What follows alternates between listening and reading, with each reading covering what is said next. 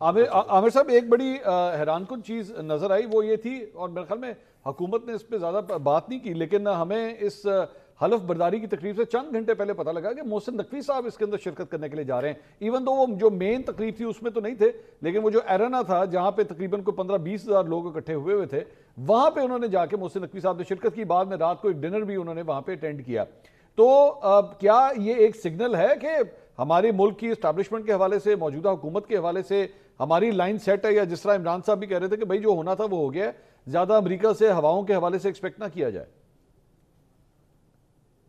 نہیں، ہمیں ایکسپیکٹ ہر چیز کو رکھنا چاہیے. بالکل کوئی، اور میں نہیں سمجھتا کہ وہ کچھ سگنیفیکنٹ ہے. وہ ہمارے لیے ہے کہ خبر آ گئی چل گئی، محسن نقوی صاحب کی شرکت اس ارینا میں جا کے بیٹھنا، مطلب وہ کوئی خبر کی بات تو نہیں ہے نا. شرکت تو وہ تھی جو بھارتی وزیر خارجہ انوائٹ تھے اور موجود تھے. اصل شرکت وہ ہوتی ہے جس طرح جن لوگوں کے نام آپ نے لیے. یہ اب ہم بس خام خواہ اس طرح شامل ہو جائیں، میں اب زیادہ مثال دوں گا تو ہم کہیں گے شہیدوں میں وہ انگلی کٹوا کے ہم شامل ہو رہے ہیں. بھائی یہ کیا مطلب، خود محسن نقوی نے اچھا نہیں کیا اپنے لیے یہ خبر چلوا کے کہ میں وہاں تھا فلاں تھا. بھائی ٹھیک ہے بلایا تھا، کوئی ٹیبلیں بھی خریدتے ہیں.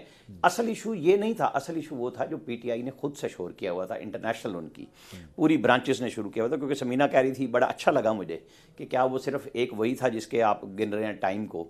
بھئی جو بڑی پارٹی ہوگی نا، میں جماعت اسلامی کی مثال تو اس لیے نہیں دوں گا، وہ تو کام کر رہے ہیں اپنا جتنی سطح پہ ہیں. جو بڑی پارٹی ہوگی تو مثال اسی کی دی جائے گی نا مقابلے میں کسی اور چیز. چونکہ ملیہ کی تو ہم بات نہیں کریں گے نا، عمران خان کی اور اس کی پارٹی کی بات کریں گے. اب انہوں نے جو ملین آف ڈالرز لگائے، لابنگ کی، پہلے اس کے خلاف امریکہ کے اور پھر اب اس کے حق میں کی کہ ٹرمپ آ رہے ہیں اور ہم سب کچھ کر رہے ہیں. یہ ایکسپیکٹیشن کس نے ڈالی؟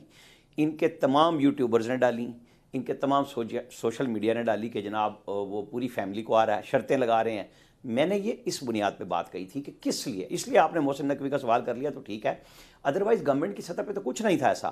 ہاں ہمارے سفیر رضوان شیخ وہاں موجود تھے، یہ مجھے پتہ ہے، اور وہ پوری دنیا کی ڈپلومیٹک کور تھی، کوئی اکیلے پاکستان کے ایمبیسڈر نہیں تھے. اس کانفرنس میں جو یہ حلف تھا وہ گئے ہوئے تھے، وہ میں نے چیک کیا تھا. مجھے پہلے بھی پتا تھا کہ وہ جا رہے ہیں کیونکہ ساری ڈپلومیٹک کمیونٹی جاتی. ہمیں سوچنے کا کام یہ ہے کہ اس نے، جس شخص نے تیاری کی، اپنے ملک کے لیے اقدامات کیے، ہم کیا کر رہے ہیں. ہم تو قرضوں پہ جیتے ہیں نا، ہماری تو میں بھی وہی ہے. تو ہمیں اپنے آپ کو سنبھالنا چاہیے کہ دنیا کس طرح جا رہی ہے. اگر 300 سال کی مثال نہیں لینی، بالکل ٹھیک بات ہے. اگر ہم 70 سال میں دائرے کے سفر میں ہیں تو ہمیں اس دائرے کو توڑنا ہوگا، اس کینوس کو تھوڑا سا ٹھیک کرنا ہوگا.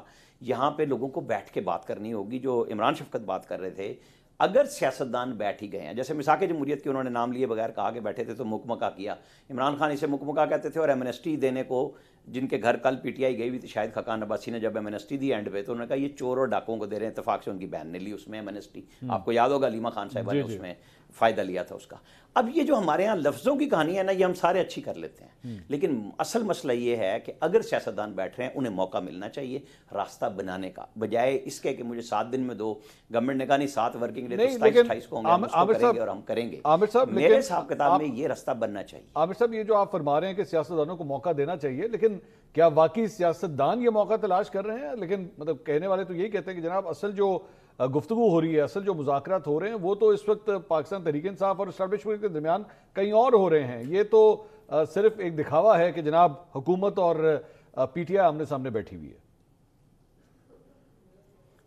منصور بھائی، سب چیزیں ساتھ ساتھ چل رہی ہوتی ہیں.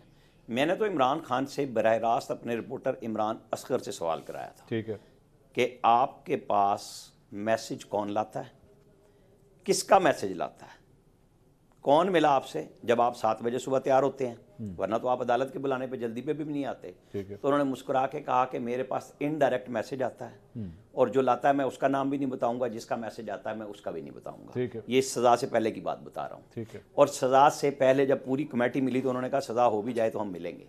ایشو یہ ہے کہ اسٹیبلشمنٹ کس ملک کی ہے؟ ہم اتنا اپنے آپ کو کیوں پرایا بناتے ہیں؟ یہ کوئی واگا بارڈر سے آئے ہوئے لوگ ہیں اسٹیبلشمنٹ کے. بھائی جب تک آپ بیٹھیں گے نہیں آپ حل نہیں کر سکتے. آپ کو اس دائرے کے سفر سے نکلنے کے لیے سب کو ساتھ بیٹھنا ہوگا. یہ ہماری عدلیہ پہ پتہ نہیں آپ کا سوال ہے کہ نہیں، ابھی وہ ڈی لسٹ ہو گیا کیس توہین عدالت کا. جو منصور علی شاہ صاحب نے نئی عدلیہ کی سیاست شروع ہو گئی ہے نا، اس کو ہم یہی کہیں گے کہ منصور علی شاہ صاحب نے جب قاضی فائز عیسیٰ کو پشاور سے اٹھا دیا تھا بینچ سے، آپ کو یاد ہوگا ثاقب نثار صاحب نے، تو انہوں نے وہ تحریری فیصلہ جو اعتراض کیا تھا اٹھانے کا، وہ ان کی ریٹائرمنٹ کے بعد جاری کیا تھا. ہمارے ہاں جسٹس عائشہ ملک بیٹھی ہوئی ہیں. قاضی فائز عیسیٰ صاحب نے 20 نمبر قرآن پاک والے فیصلے دیے، الٹا کے رکھ دیا. جسٹس اعجاز الحسن آگے اس پہ اعتراض نہیں کیا. ان کو اب کلیکٹو وزڈم زیادہ نظر آئی، لیکن جب وہ فیصلہ دے رہی تھی پریکٹس اینڈ پروسیجر کا تو وہ کہہ رہی تھی نہیں، روسٹر آف ماسٹر جو ہے نا وہ اکیلا چیف جسٹس ٹھیک ہے. تو ہمارے سب لوگوں کو بیٹھنا چاہیے، عدلیہ کو، فوج کو، سیاستدانوں کو، سول بیوروکریسی کو اور میڈیا کو، کیونکہ فتنے میں تو ہم بھی سب سے آگے ہیں نا. تو ملا کے کوئی راستہ بنانا چاہیے، کیونکہ ہم ایک بند گلی میں تو ہیں. ٹھیک ہے اکنامکلی ہم تھوڑے سے بہتر ہو رہے ہیں، راستہ بنتا نظر آ رہا ہے، تو اس راستے کو مستقل بنانا ہوگا. اور آئندہ کے لیے آپ جس بات سے عمران خان کہہ رہے ہیں کہ مجھے ڈسا گیا 8 فروری کو کیا گیا، تو اس سے مستفید بھی وہ اس میں اگست 2018 میں ہوئے تھے، جس کو بقول اطہر من اللہ صاحب کے یا منصور علی شاہ صاحب کے، ان میں سے ایک نے کہا تھا نا، جو وہ یکسوئی سے انصاف پی ٹی آئی کو دے رہے تھے، جو درخواست بھی نہیں لینے آئی تھی، کہ یہ کام تو مسلم لیگ نون کے ساتھ بھی 2018 میں دھاندلی اطہر من اللہ صاحب نے کہا تھا. یہ اس وقت اگر وہ فیصلے میں ساتھ شامل کر لیتے تو شاید ساری چیزیں صحیح راستے کی طرف جاتی. مکمل یکسوئی سے ایک ہی پارٹی کو انصاف نہ دیتے، آئین کے آرٹیکل سب پہ لگا دیتے.